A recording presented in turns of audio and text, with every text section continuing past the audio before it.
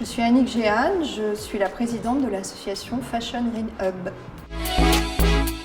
L'association rassemble 300 entreprises de mode engagées pour changer complètement le business model de la mode, et ces entreprises travaillent ensemble.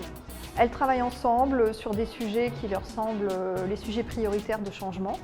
Par exemple sur l'éradication du plastique dans la filière de la mode, ou sur utiliser davantage les matières locales, ou sur l'affichage environnemental. Voilà, les sujets qui leur semblent être des sujets sur lesquels, de toutes seules, elles n'y arrivent pas suffisamment vite ou suffisamment bien de se mettre ensemble, entre petits, grands, start-up, chercheurs aussi, associations.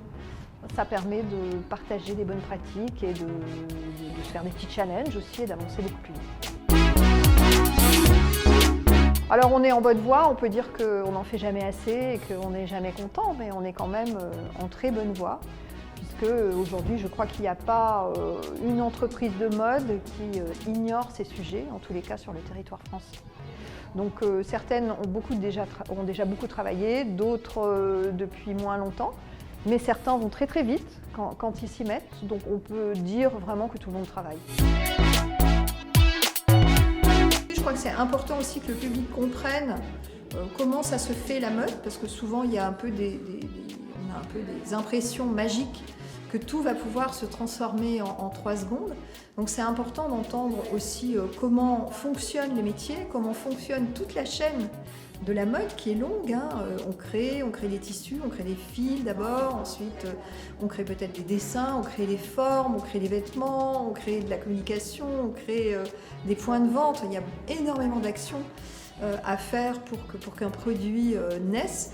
Et évidemment, souvent, le grand public, nous, on ne connaît pas spécialement toute cette chaîne de valeur.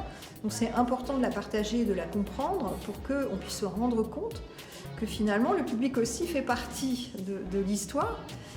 Il n'est pas juste en train d'attendre que les choses se passent. Lui, il a son rôle à jouer de compréhension, d'interpellation, et d'échanges avec les professionnels pour les motiver, parce que si les professionnels n'ont pas des consommateurs qui disent « et si, et ça, et pourquoi ci, et pourquoi ça », ils vont avancer plus lentement. S'ils sont stimulés et sollicités, ça va aller beaucoup plus vite.